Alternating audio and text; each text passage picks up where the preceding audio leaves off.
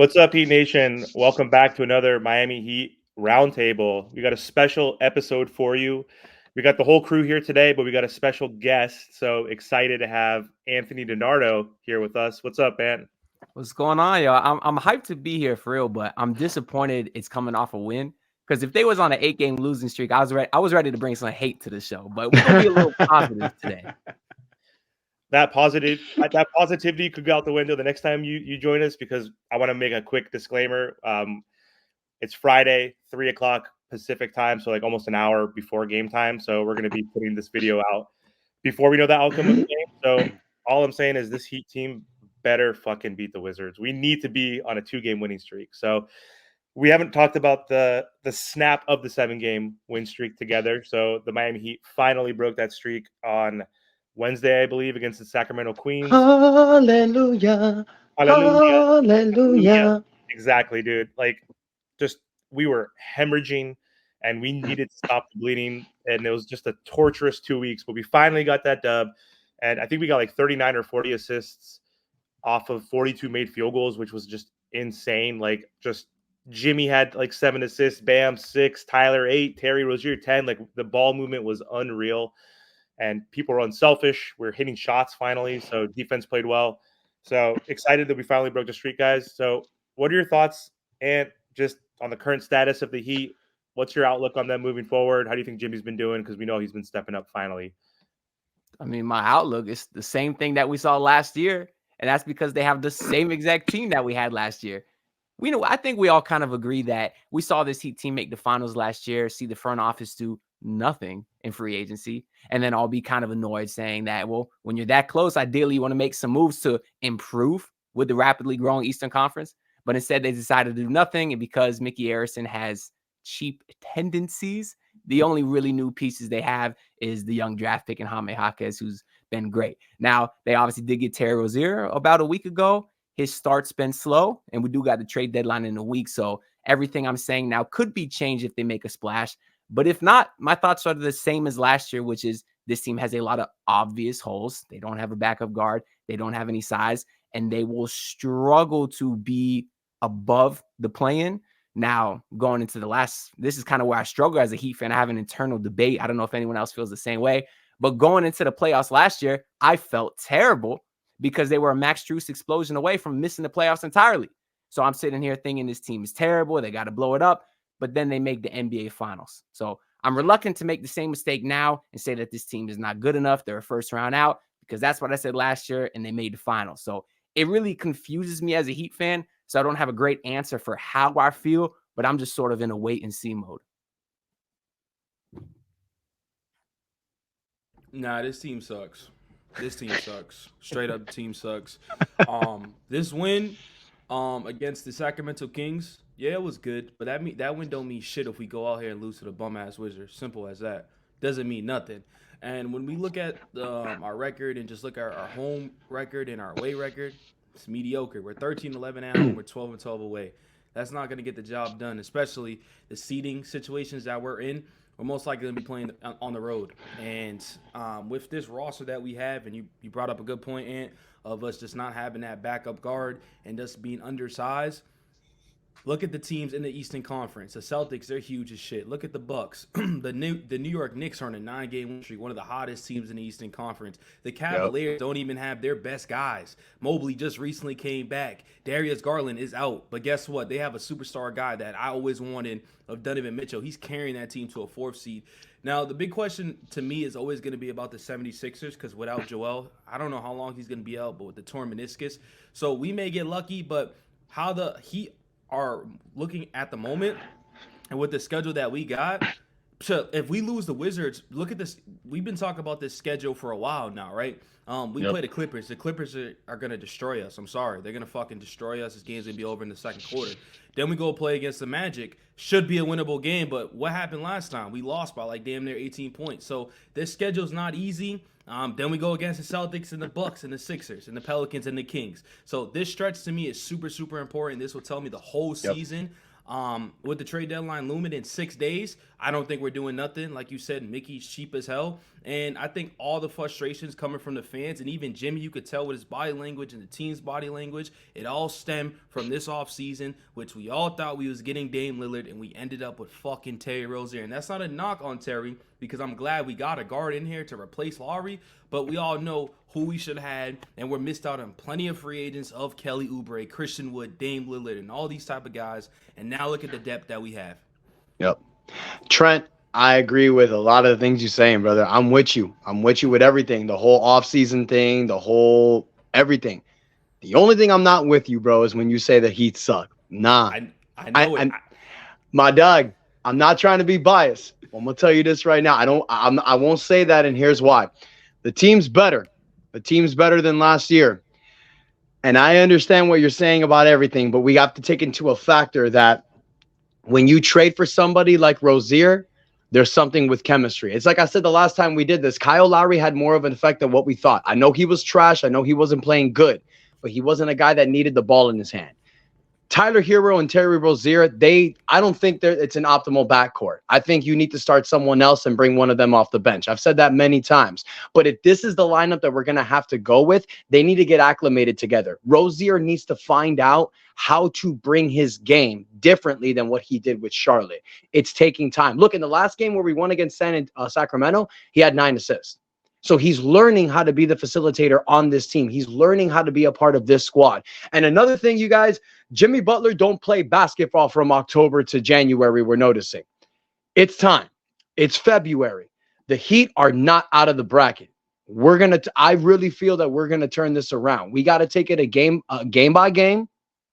I think if we lost against Sacramento and had we won like today against Washington, it would have been more of a fear. But the fact that we beat a team like Sacramento shows you what we can do. And let's not forget, y'all, Jimmy Butler and Bam Adebayo had a team meeting with these guys. I think that's when these teams have team meetings, guys. I don't know if y'all remember. I'm a little older on the older side, but 2006, we got the shit beat out of us by Dallas Mavericks in February. Same time right now, we got destroyed by 40 points.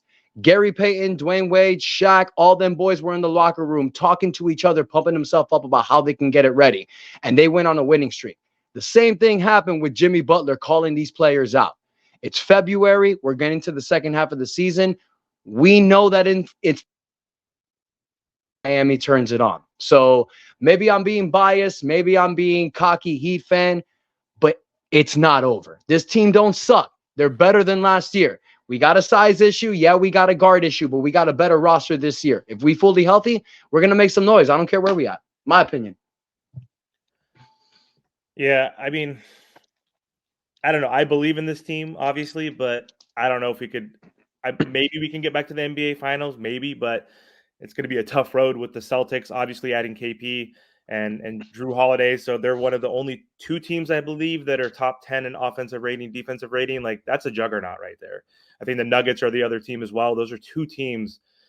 Maybe the Clippers we could beat. I still think they're obviously better than us right now at this point, but there's like 4 teams or so that I'm like pretty afraid of, especially since we haven't bolstered our roster. You know, every Miami Heat fan's 3 favorite words: run it back, right? We keep running it back with these minimal moves. Terry Rozier, he's deferring right now. He's trying to figure shit out right now. He's obviously not getting the same attempts he did with the crappy Hornets, but you could see he's trying to fit in. He just needs to shoot more efficiently, and I think he's going to fit in fine. He understands this is Jimmy's team. He's trying to set up Bam in the pick and roll. He's trying to get Tyler more involved off ball. So I think he'll be okay, but I still think we need to make a major move or even just a small shakeup at this point just to see how competitive we can be. And then this summer, we need to go all in on a whale if it's potential. But, I mean, dude, we need a lot of help in different areas. One, offense, we're shit.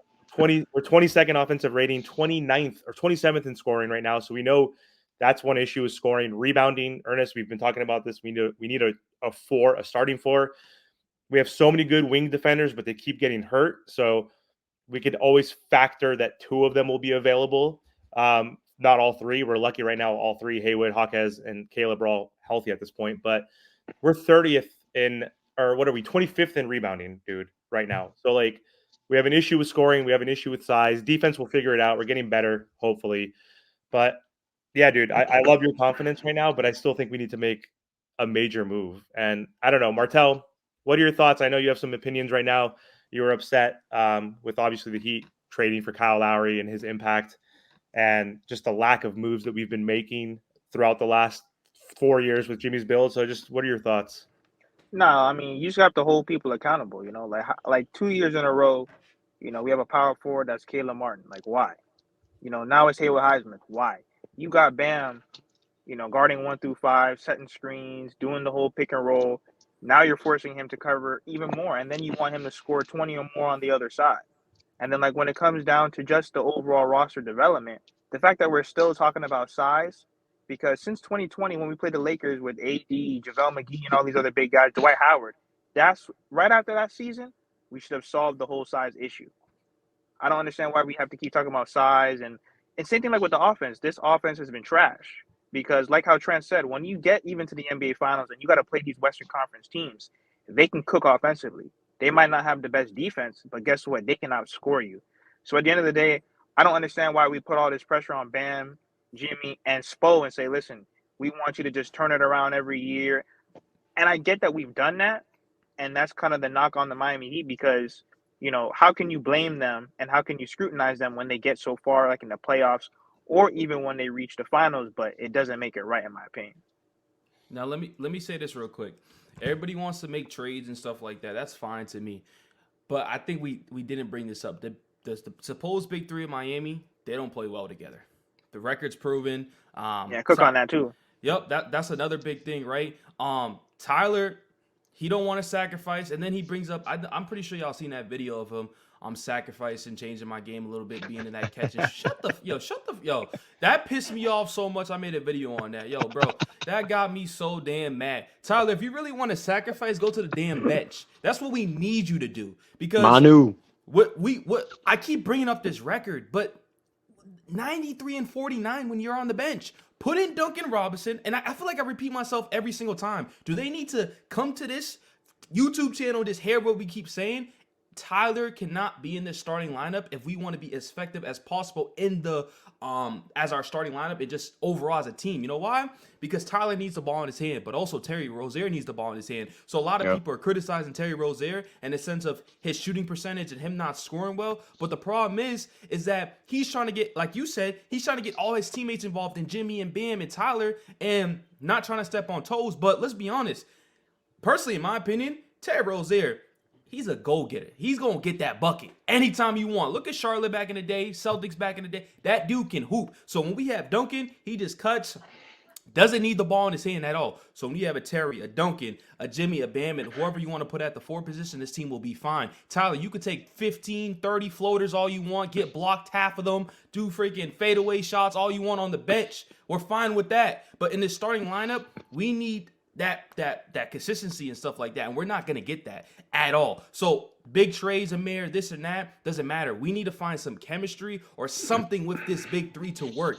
I don't care about this championship run that we made. We ain't win it. The goal is to win. We haven't won since 2013. We're in 2024. That Caleb Martin run was special. What has he done this year? I get it. He's injured. But like, all this little stuff, bro, I don't care. At the end of the day, our main goal, I think everybody in this panel want us to win a championship, and these players need to do whatever it takes because Jimmy not winning a championship in this whole situation since he joined would be the biggest, I don't even know the word. Let down. Biggest letdown ever because Jimmy but part of that is on him, though. Part of that is on him. So we got to hold him accountable because that whole thing where he want to play half the season or low managing like in the game and doing all. Listen, when we look at all the other stars, and I understand like a lot of people don't think that Jimmy Butler is a number one option. He can be, but if you know that he's not going to take the regular season seriously, which I don't agree with, why don't you put a better roster around just Bam and Tyler? You got to put a whole better roster around them if you want Jimmy Butler to coast.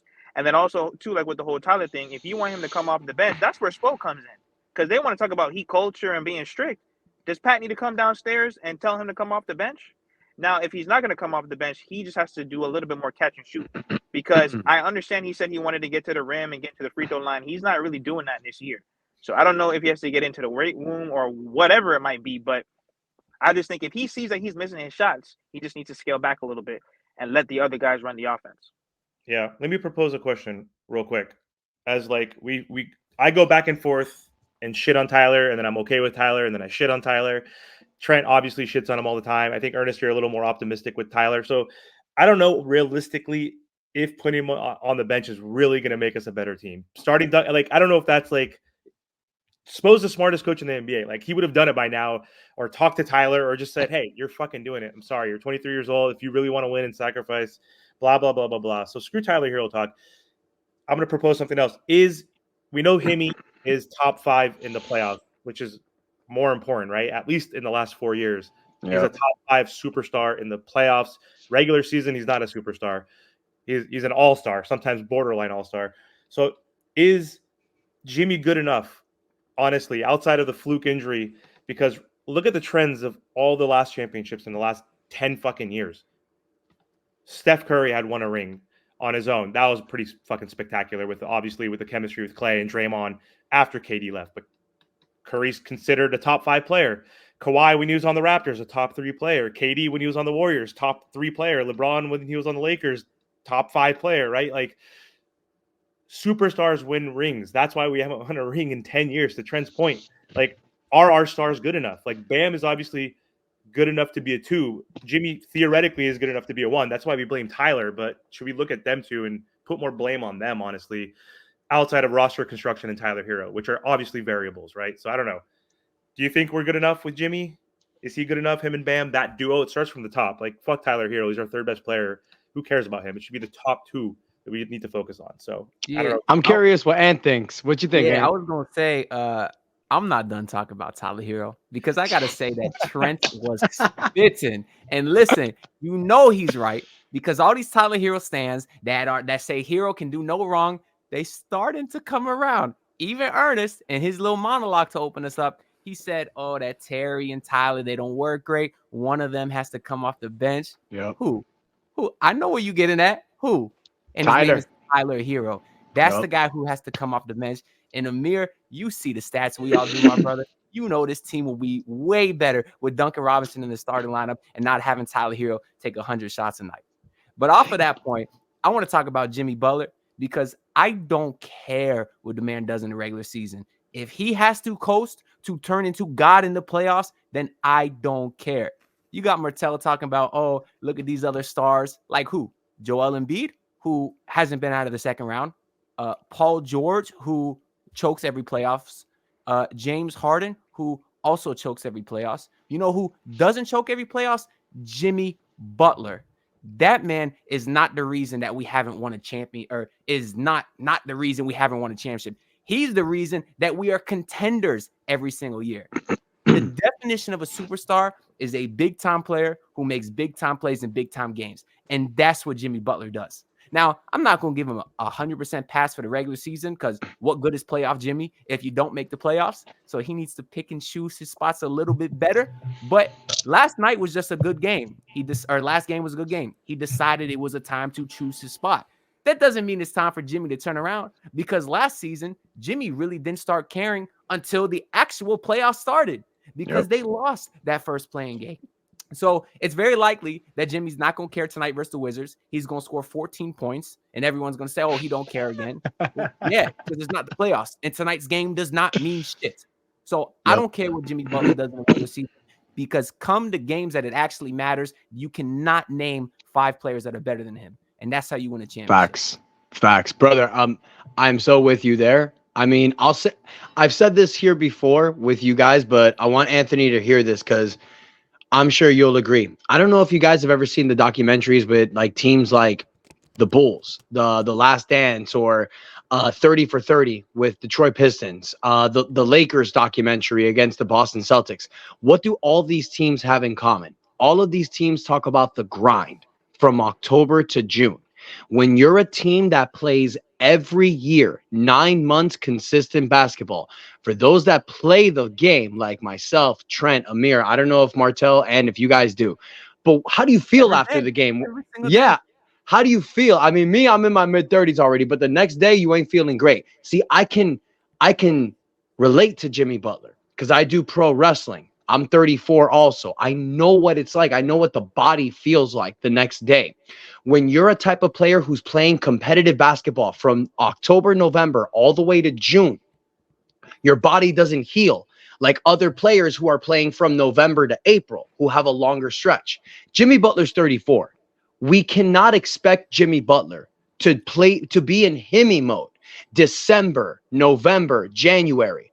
I saw a Jimmy Butler who took a step back this year to allow Tyler Herro and Bam Adebayo to become those guys. We saw it from Tyler the first 5 games. But what the hell happened those first 5 games? We were 1-4. Tyler's off for 18 games. We have a winning record during that stretch. Why? Because guys like Duncan Robinson and Jaime Jaquez Jr. stepped up. Now, I agree with you guys about starting Duncan. I think Duncan is the better starter, but I think come playoff time, you go matchup between Duncan Robinson and Jaime Jaquez Jr. Why? Because you need a guy who can defend in the backcourt. If you put a lineup with Terry Rozier and Duncan Robinson, you're going to suffer the same thing you're going through with Tyler Herro and Duncan Robinson.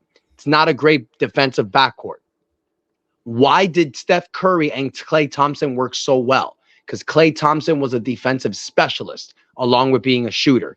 You put Jaime Jaquez in there in the starting lineup. I think he's the better candidate, but Duncan Robinson's a better shooter. And this may allow Terry Rozier to play his game. So it may not be better defensively starting Duncan and Terry, but I think it's still better. Starting Duncan or Jaime Jaquez is much better than starting Tyler Herro. If this was the San Antonio Spurs, then yes, Tyler Herro would be God's gift to basketball because of what he can do. It just doesn't fit with the Miami Heat roster. The only way it fits is what we saw in 2020, 2022, and what we are begging for with Trent saying, put that motherfucker on the bench.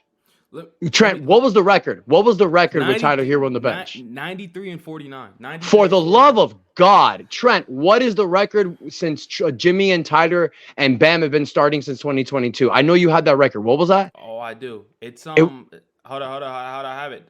Since Tyler's been 31, starting. 31 and 35. 31 and Good 35. Lord. Good Lord. I mean, guys, I don't knock Tyler. I know I'm the biggest Heat optimist. I love Tyler. Come off the bench, dude. Like, if you really want to be that guy, be Manu Ginobili. It ain't gonna happen. So that's why I don't want to trade Duncan. I'll trade Caleb, but whatever. But if we can get a viable big next to Bam for Tyler Herro, if you trade Duncan for a Kyle Kuzma, I'm cool with that because you keep Tyler. But give me somebody who can crash the boards, block shots, and who can that doesn't have to be an all-star. Just give me somebody that can do that to alleviate the pressure off of Bam. Because why can't Bam shoot threes? Because if he shoots a three, who the fuck is going to get the rebound? Like, so we look at two things. We look at the front office, and we look at, I'm going to say it, we look at Tyler, because what you said earlier, you said Jimmy takes a step back in the regular season, and he wants his 2 guys to take over, who's supposed to be the future of the Miami Heat, which good luck with that, because we're going to fucking suck with them being the future. I love Bam, but if Tyler's our number 1 option being the scorer, this team's going to be a lottery team. Let's just get that straight without Jimmy. Now let me say this, right? One thing about Tyler, you know the last time Tyler scored 25 points, or 20 plus points, was January 19th. January 19th. We are in February 2nd. You are supposed to be our main guy to help this team consistently score and get this offense running. But no, you know all he does? I need the screen. Because without no fucking screen, he can't score. His handles are weak. I probably got better handles than him. He's weak as hell. He can't draw fouls. Look at Jimmy Butler. Look how Jimmy Butler recently went to the free throw line. What, he shot 14 for 14? That's what star players do. They get easy baskets. They go to the free throw line. But Tyler makes it hard for himself. Extremely hard. Doing stupid fadeaways. And then I know I keep bringing up this sacrifice. If you want to sacrifice, go take your ass to the bench. You got your money. But look, he would never do that. He would never do that because he's still a kid. He still has that young mindset, and he plays for Tyler. I remember our first episode that we talked about, Ernest. You say he plays for Tyler, not for the Miami Heat. He cares about himself. And I think there's a reason why this big three, even when they're healthy, we was on that 7-game losing streak. Throughout the years, we're 31 and 35 because there's something that's not clicking with this big three, suppose. I don't know what it is, but it needs to change ASAP. It just needs to change ASAP. We got to trade Tyler. I'm for it. You know who I want. I want Donovan Mitchell. I know it's not going to happen. I think we all know that. But let's put Tyler in the Cavaliers. They're fucking 1-81. Let's put Donovan Mitchell on the Miami Heat. We're probably 82-0 with Jimmy. It's just a proven fact. This dude is not good enough to run this organization. And man, oh man, we're not going to get to the point of blowing this up when Jimmy leaves and stuff, but that's going to be a crazy, crazy run with those big two of Tyler and Bam. Oh, bro, yeah. Something happened with Jimmy and Tyler after the 2020 season. I don't know if you guys remember. Tyler was Jimmy's guy. Tyler was like, he went under the wing of Jimmy. I remember they were like joking around, TikTok stuff. Jimmy Butler would talk about his brothers. Bro, after the 2020 season, hold out there. Like Jimmy and Tyler, you would never see them together. I don't know if there's something more internally that's going on. And I don't know what you think about that. I'm dying to hear what you got to say. But I feel like with Jimmy and Tyler, bro, when they're out there, it's like hot potato. Like the chemistry doesn't work. Not with Tyler and Bam. Like it's like Trent said, he's always asking for screens. But it's something with Jimmy and Tyler when they're out there. I don't know, man. I don't see it working. And the proof is in the pudding. Look what happened in the playoffs. Look what happened with when Tyler was out. We were in a winning record. And I gotta hear from you, my guy. What's your take on that? Hey, does anyone know how many points Tyrese Maxey had last night? 50, 51. Hold that niño coño. Like I don't need to hear that shit. And there's a lot of people saying that Tyler Herro is better than that man, which is insane. Nope. But it's funny you brought up that point, Ernest, about his relationship with Jimmy, because I've literally been thinking that for quite some time now. Because you used to see them, they had the magazine shoot that they did together, joking around. You had him talking about put me on your tiki talk, and he was talking about his brothers, like you said. You haven't seen nothing like that anymore. All you really hear, and to be honest, I thought it was kind of weird. Outside of the commercials, which they get paid to do, you don't see a lot of connection with Jimmy and Jaime either, which seems weird. But all you really see is Jovic and Jimmy. I don't know if there's anything to that. I don't want to read too far into it, but you know Jimmy's relationship with Jovic. You don't see it too much with the other guys. And we know in Jimmy's last situations, when he's not happy with a teammate, he makes it as obvious as possible. We know he didn't like those young kids in Chicago. We know about everything that happened in Minnesota. He's been on multiple podcasts talking about the work ethic in Philly, where the only players he liked, he said, was Embiid and TJ McConnell. So he's pretty vocal and makes it clear when he does not like a teammate. Now, we also saw that. I saw you had a video about it, Ernest. He wants to stay here for the rest of his career. At least that's what his agent said. There's no doubt about it that he likes it here. But I think he has a lot of questions about the roster. And if that's the case, they need to do something this deadline to appease him, because he is your star. And I think he's done enough to deserve them to build a better roster around him. Agreed. Martel, deserve what do you think? That's the key word. Yeah. Martel, hop in. What was the main question? Go ahead. Just the Jimmy and Tyler like relationship. Like, what do you think about that? Yeah, everything we've been talking about. Yeah. It's like it's kind of like what y'all said. They haven't been as close since the bubble. I spoke to Ethan J. Skolnick about it. He said there's no beef, but you know what I mean, because they're really close to the Miami Heat, so he would know. But I mean, you guys are right. For some reason, these three guys that we have, our best players, they just don't gel right together. You know, we don't really know the internal stuff about the Heat because they're not going to let us know. Maybe like until someone's traded, you'll really know what's going on. But until then, we got to figure it out. This group has been together for 4 or 5 years.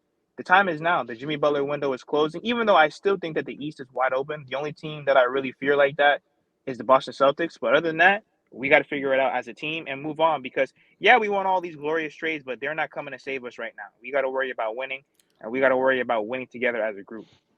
Let me say something, Martel, real quick. You said there's no beef, but I know. Listen, I was brought up a little bit different in the sense you may not have beef with someone, but you may not like someone.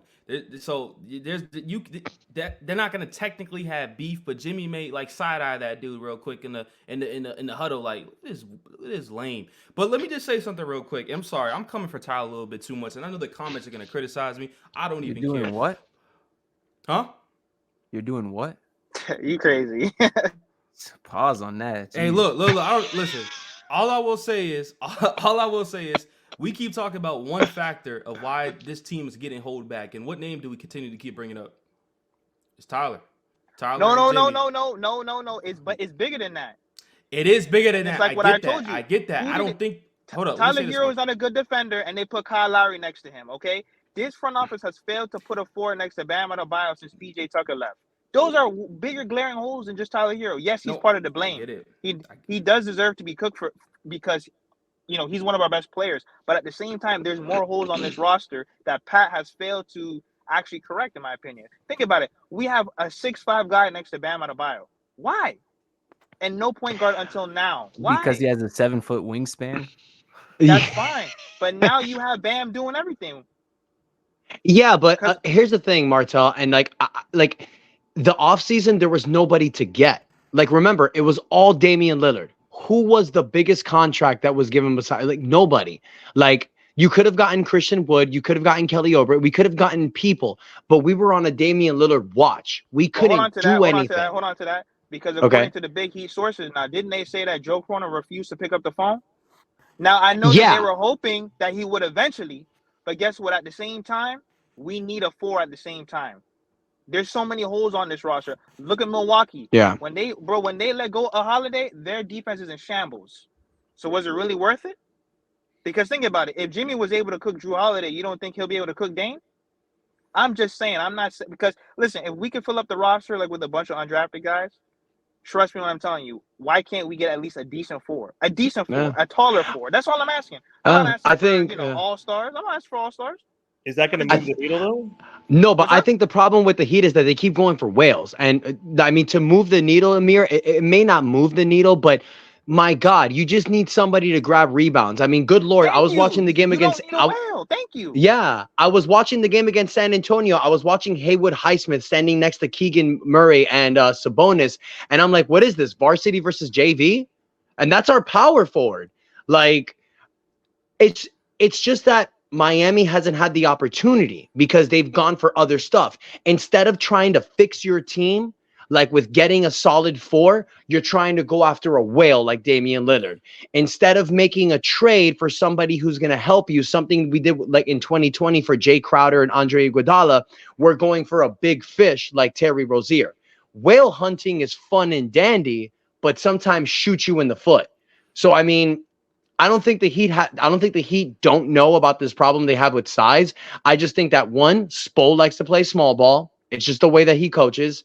And two, every time the Heat have maybe an opportunity to get somebody big, they go for a whale and they think to themselves, well, we could probably get somebody in the trade or the buyout candidate like we did with Kevin Love and Cody Zeller. It's not going to fix it, but good Lord, it could help. I will say this, though. The Miami Heat tend to do this thing that frustrates me. They think, let me just use a comparison if this makes sense. You're a wrestler. So WWE and AEW, there's a free agent right now. WWE's like, if he wants to come to WWE, he'll just go there because we're the bigger name and stuff like that. That's what Miami does. Like, they don't really put too much effort into, like, if they want to play for Miami, we're going to make the thing. We're not going to go after them. They're like not going to go chase the girl. Sometimes you got to go chase that girl to go get her, right? Yep. And that's what they tend not to do. So we missed out on plenty of people. Like, even if the rumors weren't true, they were always rumored and linked to us of Kyrie back in the day, Beal. Thank God we didn't get. Matter of fact, I'd rather have a Beal right now over Tyler Herro. I'm just saying. But Beal's been whooping her ass in those 2 games. No. Beal has been playing better though. Beal has been playing better. But all I'm saying is the Miami Heat need to realize, bro, we haven't won since 2013. We just need to win. That's all I care about. All this frustration is because we haven't won. I care about winning, and that's it. That's all that matters at the end of the day. Winning, and winning. Simple. Agreed. Yeah, man. I think, Ernest, that's a good point. 2020, when we got Crowder and Iguodala, they weren't like the splashiest moves. Like, they were kind of older, like vets, but they still like moved the Get some needle. love for Solomon Hill, man. That's a Heat lifer right there too.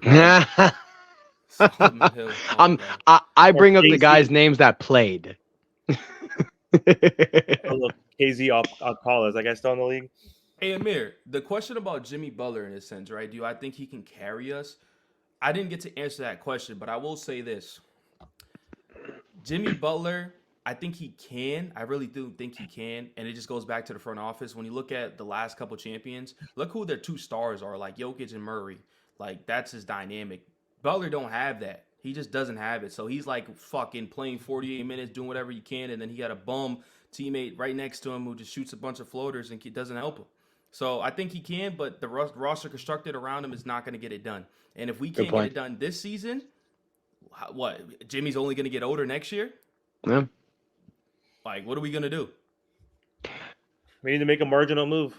I mean, we got to shake this roster up. Just because we got one victory, broke that 7-game win streak, had one good shooting night, passed the ball well one night, like that doesn't change. That's a Band-Aid right now, right? Yeah. I mean, we can make a move. Like, we have tradable contracts and we don't have to go crazy like trading Tyler. You can take Caleb Martin's $7 million contract, package it with somebody like a Thomas Bryant, Nikola Jovic, if you're trying to get somebody better, Josh Richardson, and you can like, there's guys that are making like anywhere from like $7 to $10 million or a little more that you can trade for, and you can get some help with size. The problem is we're not hearing any rumors. We don't know if the Heat are. That matches Tell me. exactly with the first two names that you said, which would be Caleb Martin, who the Heat can't afford to keep next season, and Thomas Bryant. And it is a guy whose name we just heard starting a few days ago. It's Nicholas Claxton. My dog. 6'11". I like that. Could play. It's a difficult fit next to Bam because of the shooting, but at the very least, it's some size off the bench or matchup based, as I think Trent was saying earlier, or Ernest was saying earlier. That's a guy. Now, why Brooklyn would trade him, I honestly don't know. He's 24, very solid player, fits their timeline. But we've heard his name out there. And if we just heard, this came out today, the Nets turned down 2 first-round picks for Dorian Finney-Smith. If that's true, I'm calling it BS, to be honest. But if that's true, obviously the Heat can't get him if that's the value. But maybe they can get on there on Nick Claxton. You're talking Caleb Martin, maybe Jovic, maybe Thomas Bryant. I know we like Jovic, but shit, if you're trying to win a ring this year, getting Nick Claxton on this team gives you a better shot because he does a great job in helping fill a hole. Well, look, Jovic can be looked at as a future first-round draft pick. Brooklyn's trash. So what do teams that are rebuilding, what are they looking for? They're looking for draft capital, young assets, expiring contract.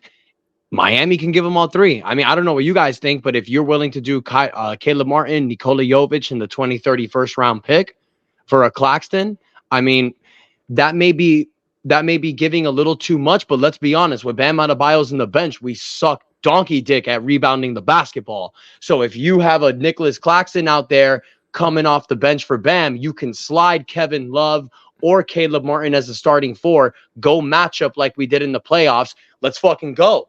Like, why not? Get Jovic off my team, please. He's an asset. He's a young asset. Like, if I'll plug him in a trade with Caleb Martin, that way we ain't got to trade Duncan Robinson and Tyler, and we can maybe get an upgrade. Like, my God, I mean, I agree. He is an asset. Just get him off my team. Yeah, just get him off my team, bro. Look, I'll name you guys some power forwards that are making like those monies. Nick Claxton's a great one. You got Royce O'Neal, but trash. You got Jeff Green, trash. I mean, you got Kyle Anderson, Daniel Theus. I'm just looking at big men right now. Okongwu from Atlanta. Nah. I mean, you got Jock Landell. I mean, Anderson. The one that I mentioned was Daniel Gafford. If Miami can convince Washington to do a Daniel Gafford trade, like, I'll give you Caleb Martin and Nikola Jovic. Maybe not a first-round draft pick, maybe a pick swap or a second. But, Daniel, like, that's what we need. Like, we don't have to have somebody starting next to Bam. You can start Caleb Martin. You can even start Kevin Love sometimes. Kevin Love doesn't play a full, 48. Kevin Love can just start the first and the third. But if you have Claxton coming off the bench for Bam, this fixes our rebounding problem. Because when Bam's not out there, we can't rebound the ball. Yeah. So I don't know what you guys think on that. I don't know if you have any other players. I'm looking at salaries. I don't know. I got some ideas too, but I think the Claxton thing is great because obviously I love that one. Rim protection. He's good at blocking, right? He's also I think he's the highest field goal percentage. 60. I mean, all he does is those little hook shots, 63, right? Number 1 in field goal. And Bam has not been playing in the paint. He's not getting any lobs from Tyler. He's shooting that mid range, and he's obviously not being that effective in the month of January, right? So he's playing outside the paint. Let Nick Claxton operate in that paint area, get the offensive boards for us. I think that works. But again, he's going to cost too much, dude. If Finney-Smith is 2 first-round picks, Claxton is going to be 2 picks, Jovic and Martin and something. It'd be a 1-year rental too. expiring NBA one. contract. That's a Well, fair thing too, right there. I have an idea though. Let me bring this up though real quick, because I saw a report. I know he's injured, but our boy Namdi is on the trade block. It looks like the Lakers have been shopping around Gabe Vincent. So I don't know. I know no, but No. no. One thing you do need a I backup trade point Tyler guard. Herro for Namdi. Yeah, it's straight up, right? That's funny. And No. look at my face right now. Obviously, I'm not the biggest Gabe Vincent fan, obviously, right? He's making $10 million a year. But like, hey, we have two holes. We don't have a backup point guard technically, and we need a starting power forward, right? We don't even have a true point guard on our roster anymore. He's Now that we got rid injured. of Meatball, so we have Rozier and who else? Like no one. He's a combo guard. Josh So, Richardson. Josh Hey, Richardson hold is on. fine. combo guard. But wait, let me finish this. Who else could we get from the Lakers? Do you think this guy would be a good fit? Rui Hachimura. He is 6'9". He's shooting 40% from three. Only 23 minutes, so he's getting 4 or 5 rebounds. But when he was on the Wizards, his first 2 years was playing 30 minutes. He was averaging 14-7. He's capable. He's not very tall, but he's still 6'8", 230 pounds. Caleb Martin, Haywood Highsmith, 6'5", 205. That gives you size, someone who could hit the three, spread the floor. I don't know who would have to give up though. Like if you wanted to do Rui and Gabe, that's 25 million. So like you would have to throw in Tyler. like a Duncan or a Tyler would be like one of the catalysts plus a Caleb. But for Rui, you can do Caleb, and then you have to put in a couple other pieces to make the money work because it's at 15 million. Caleb's at 7. But I like Rui possibly because Lakers are a team they're gonna fucking make a move. La GM is fucking trying to figure out who's gonna join him every offseason, every freaking trade deadline. The Lakers make a move. So Namdi and Rui, I don't know. What are you guys' thoughts? Let me say something about that. Going back to Claxton, I don't think Claxton wants to come off the bench, and I don't think he deserves to come off the bench. He's a talented big to knock. So that's the problem with that. You could put Bam at the 4, but like Ant said, the spacing is going to be awful. Maybe they can figure it out in a sense. I don't know about that. Trust me, I just made a video on Claxton, so you guys go check it out on Miami Heat Network. Got to click that in there real quick. But Amir, respectfully, the Lakers are not trading us Rui. They want a star player. They want somebody that think they can win it. They want a Murray or they want Levine. They don't want no bum Tyler Herro. They don't want nobody on our roster. They only look at star players. That's all they look at. Superstar players just to team up with LeBron just for them to fail at the end of the day. That's all the Lakers do. So they wouldn't even, they got Vanderbilt. They got out for the season now. He's out for the season. They don't always make the big splash. They try to. Yeah, he's out for the season, but they did what they had to. They did what they had to do with Russ because his contract. But listen, would I want a Rui? Sure, but they just signed him to a contract extension, not trading Rui. So you guys are talking about the wrong Lakers trade. Amir, you missed the best power forward on the roster. I want LeBron Ramon James. They had the report saying this man will be available. Rich Paul coming out saying, oh, no, that's not the case. They just trying to drive up my guy's trade value. Listen, you put LeBron on this team. I'm keeping Duncan Robinson. Put that man at the 2. Catch and shoot in the corner. That's going to be automatic. I don't give a damn if the guy is 39 years old. I'm trying to win right now because Jimmy Butler's got a guaranteed year or 2. I'd feel comfortable saying playing at this level. Well, I'd say the same about LeBron. Screw the future. Get LeBron in here. Go all in for 2 seasons. You have a shot as a legitimate championship contender for 2 seasons, and that's not something that a lot of teams can say. If LeBron is actually available, I'm giving up Tyler. I'm giving up Jovic. I'm giving up Jaime Jaquez Jr. I don't care. These are dudes we didn't even know who the hell Jaime Jaquez was 4 months ago. And now you're going to have Heat fans saying, oh, I don't want to trade him for LeBron.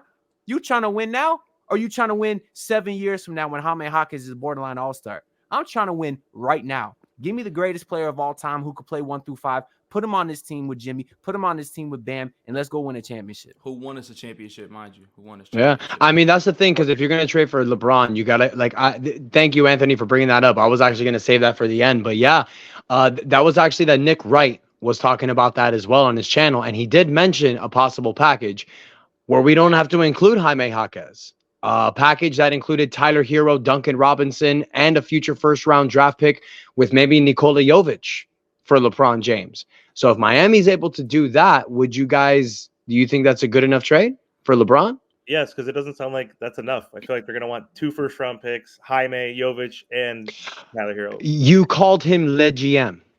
He does whatever he wants.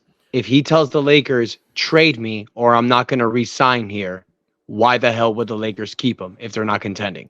It just makes no sense.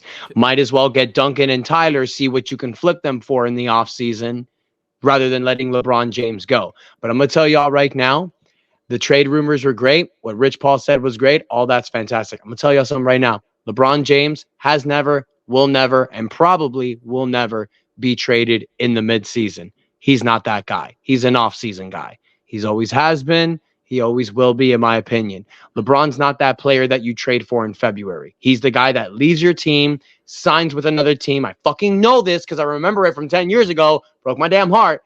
But that's what he does. And he did it to Cleveland. He did it to us. And if he leaves again for the Lakers to play with his son next year, he'll do it again. Can I You ask hit you it a on the head, question? though. That was Yeah, 10 years ago. At Yeah. 39 years old, every season, every month counts. If LeBron knows he's going to walk out, he ain't going to wait for the offseason like he been doing. There's Time a ticking. difference now. No, hey, you're right. They're losing. I don't think I can't remember the last time LeBron has been in a situation like this. Like maybe last year was kind of like that. Maybe the first year he got with the Lakers and his rookie season. But usually the teams he owns they're contenders every year. Can I ask y'all a question real quick? Y'all watch football? Of course. Yeah. You know You the already know my Rams? team. Y'all know the Rams? So what the Rams did was they went all in for a Super Bowl. Remember that year? They went all Yep. in. They traded everything.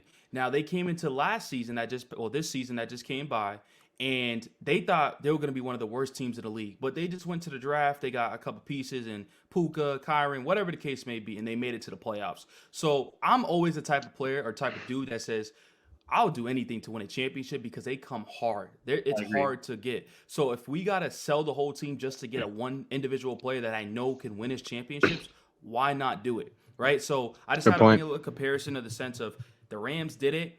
They came back this year and still made the playoffs when no one expected it. So if people are going to complain and why would we sell our future? Do we really have a future in the sense of Jovic? We don't know what he is. I can never pronounce his name. The dude's he's great. Jaime.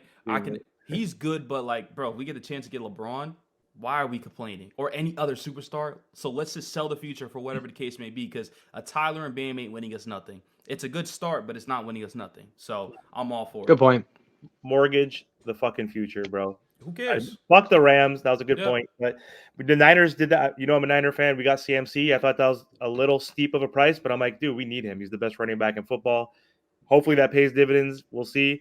But yeah, dude, it's been 10 years since we won a championship, and we need to make a change. 11. The stars help us win that shit. Like if we can get LeBron full circle moment coming back to Miami, the first place he won a championship, the first team that taught him what real winning looks like. So he did that with Cleveland. You know, good for him winning that shit back home. But like, let him come back to Miami, end his career here. That'd be a Full circle. That'd be another full circle moment for him. Hey, Yo, Martel, any final thoughts? Yeah, go ahead, Martel. Yeah, Martel has his final thoughts are Tyler the Herro Heat. sucks. Tyler Herro sucks. The Heat. Now, let me be more positive real quick, all right? Let me be more positive. I feel like I've been negative this whole episode. I love my Miami Heat team. I love them. I really do. It may seem like I don't. I love this team. Let's go on an 8-game win streak now. Let's go gain some momentum. Let's do it. Let's go get some momentum. Jimmy's being Jimmy. He's been open. Tyler, let's just not try to get blocked. You know, let's make your shots. Let's Bam. I think Bam's still dealing with a little injury, so I'm gonna give him some slack in the sense of like his shot's not there. He's playing a little bit. Yeah. Terry, Terry, cool. I'm gonna be more positive. Let's go win this Wizards game. Yeah. Let's not make it. Let's ugly. get it. Let's win by 20. That's all I ask. Yeah. I'm tired of the ugly wins. Let's win by 20 points. Let's go against the Clippers. I'm sorry. I'm a Russ fan, so I think the Clippers are gonna kill us. So Yo, let's can you just hear me? move on from.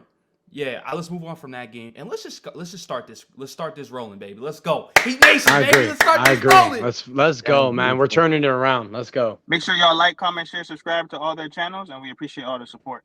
Yes, For sir. real. And Hey. it was such a pleasure having you, my guy. Hey, Yeah, Ant this was has, fun, Ant man. has We'll the do it final again word. soon. He has the final word. Yes. Final Anthony, word, take man. it. How am I supposed to You talk got- what Trent just said, bro? That man Nah, took, my I dog. seen it in his eyes. It took everything inside of him to not say, man, get Tyler Herro the hell off my team. Earlier, he said that he'd rather have Bradley Beal instead of Tyler Herro. I could come up with a whole list of guys I'd rather have Goran Dragic. Give me Kirk Heinrich. I don't care. What's he, 43? I'll take him over Tyler Herro. I could come up with a whole list, man. But hey, yeah, let's get this dub tonight, man. And follow the rest of these guys. Hey, we're doing something really cool over here, man. Like, For real. we're all able to come together. And like the Heat community is big enough where there's enough of a market for like all of us to do our own thing and come together. I see a lot of the same people in the comments on my video, on Ernest videos, and Amir's, and so on. So it'll be cool for the fans, I think, to see us all come together. And we'll do it again at some point. It's a good time. And I'm glad to hear that y'all know ball. This is my first time hearing some of you, and y'all know ball. I got no complaints, so this was a good time. My guy, we the voice of the voiceless of the Miami Heat squad, you guys. So we're going to continue to do this for you guys, our subscribers. Hope you guys liked it. Don't forget, you got Team to Be Miami Heat, Miami Heat Network. You got my boy Ant. You got freaking Miami Heat Zone Podcast. You got me, Miami Heat Talk. If you ain't subscribed, do it. And we got the greatest host in the mayor. Let's There you go. go. Let's go. Thanks, guys. Let's go. Have a good one. Take care.